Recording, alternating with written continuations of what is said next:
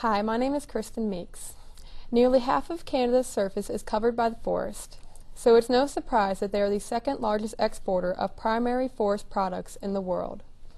It takes great responsibility to properly manage the boreal forest, which is one of the world's largest, most important biogeoclimatic areas. Therefore, Canada takes pride that their forests are among the most sustainably managed in the world. Throughout this video, we will be discussing topics on how Canada's forest management is a good model for other forested countries to utilize. These topics will include the most prevalent species of trees, their prevalence, the most widely used products from the forest and who uses them, and the disturbances to the area and the measures taken to prevent them. British Columbia is a province located in southwest Canada where over half of its landscape is covered in forests. Their trees are valued for their beauty, and billions of visitors enjoy the parks each year. British Columbia has more designated parkland than any other Canada province, and new areas are being conserved for preservation.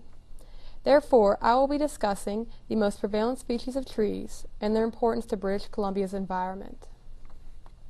First, how is a tree determined prevalent in British Columbia and Canada? Prevalent species in British Columbia are determined by their ability to serve as a wildlife tree. A wildlife tree is any large, dead or alive tree with special characteristics that can provide habitats or nourishment for wildlife. These characteristics of wildlife trees include large trunks and branches, deformed or broken tops, and internal decay and loose bark. Second, what type of trees make up the majority of British Columbia's forests and why? British Columbia is mainly dominated by 17 species of coniferous trees and 8 species of hardwoods. Coniferous trees thrive in Canada because the summers are short and the winters are long and harsh. This is because the needle-like leaves have a waxy outer coat, which prevents water loss and freezing temperatures. And the branches are soft and flexible, allowing snow to slide off them. Unlike conifers, hardwoods do not have these special characteristics, which is why very few areas are dominated by them.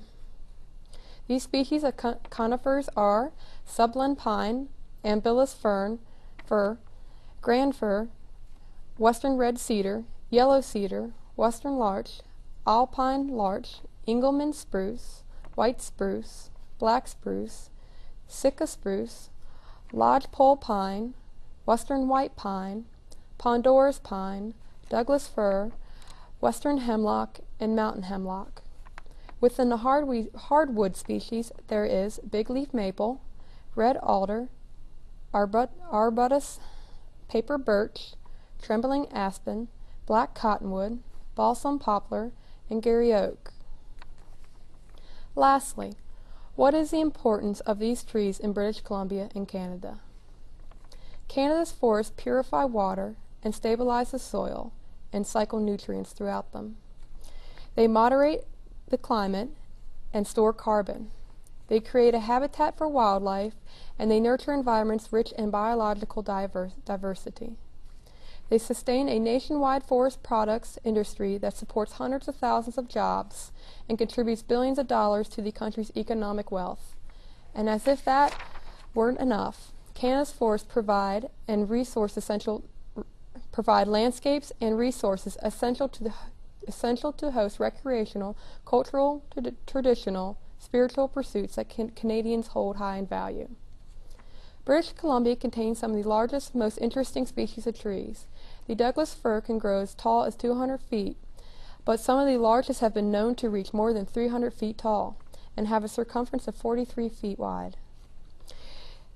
The western larch is one of the only evergreens to drop its needles in the fall, and the arbutus evergreen will shed its reddish-brown bark.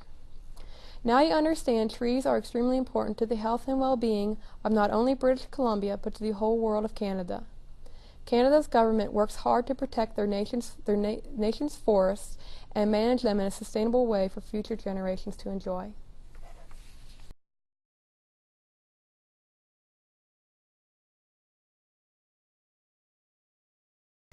My name is Kiara Fitzpatrick. The forest industry in Canada is an essential component of the economy, not only bringing in billions of dollars in imports, but it is also the #1 employer in the country. The forest industry consists of two main sectors. The first is wood products, which manufactures lumber, panels, and home furnishings, such as kitchen cabinets, doors, windows, and floors. The other sector is paper and applied products, which encompasses pulp, newspaper, printing, and packaging papers, and other consumer products such as toilet paper, napkins, and tissues. In total, these products consist of 1.9% of Canada's GDP. The most prominent forest products in Canada are timber products and non-timber forest products. In 2011, Canada exported $7.5 billion in pulp, $10 billion in paper, $5.5 billion in lumber, $1.4 billion in panels, and $2 billion in other products. In total, Canada made $26 billion of $26 billion of profit off the products from its natural and local forests. It earned a $17 billion surplus, the country's second largest only to oil and gas. In total, the Canadian forest sector brought in $57 billion in revenue, with a $24 billion GDP. In 2011, a total of $157 billion of forest products was developed. 65% of Canadian wood products are exported to the United States at approximately $17 billion a year. China is a distant second with just 11%, bringing in $3 billion. Other Asian countries, excluding China and India, consume 10% at $2.7 billion.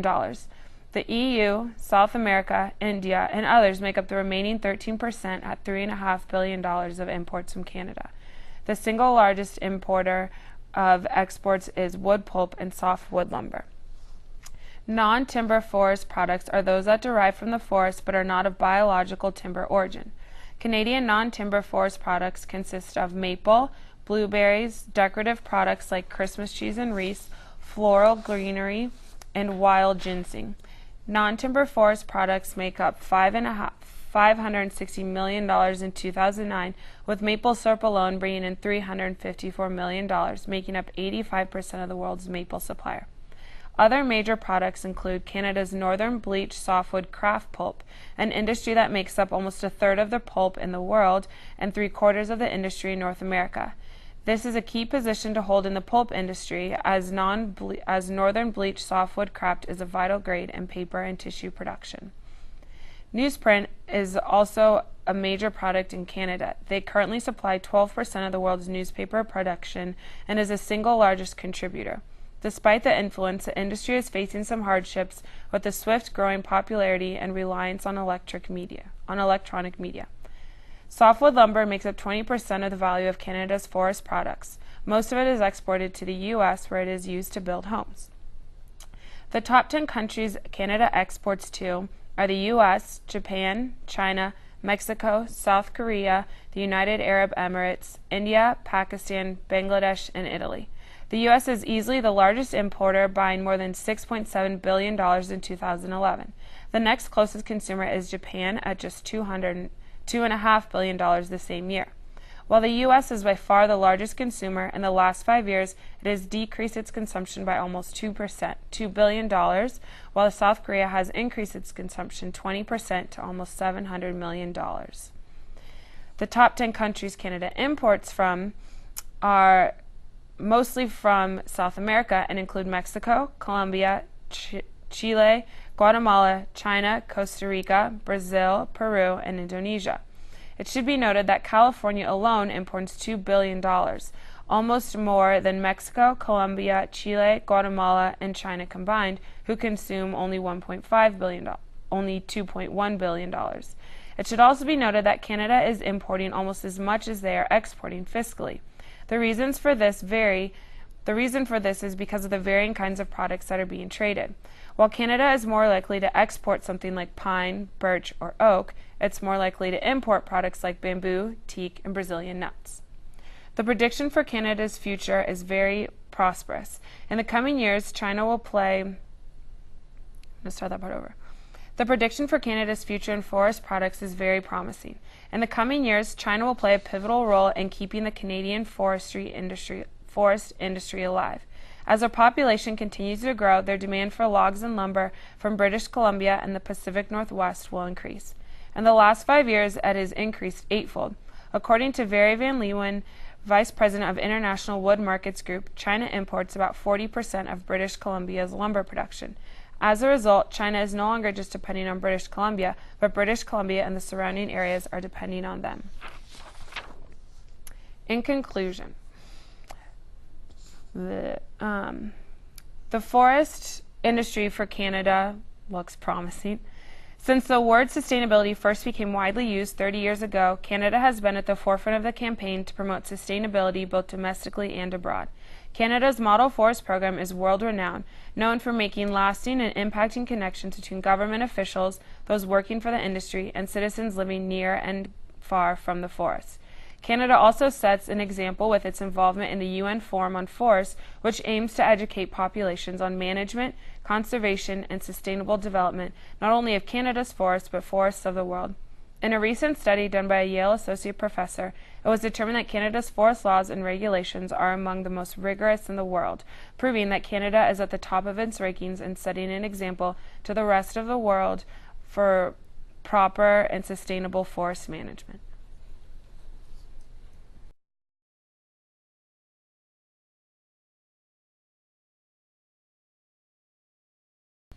I'm Derek Dunham. Logging in Canada's forests has caused fragmentation due to clear cutting, which is 90% of the logging activity in Canada. The public has helped push the government into improving logging and protecting certain forests. This led to the Forest Products Association of Canada Pact, which will lead to protection of forests and higher standards for forest management. This pact includes environmental organizations and companies in Canada. Also, the pact has developed a 3-year plan to complete conservation planning across 72 million hectare areas.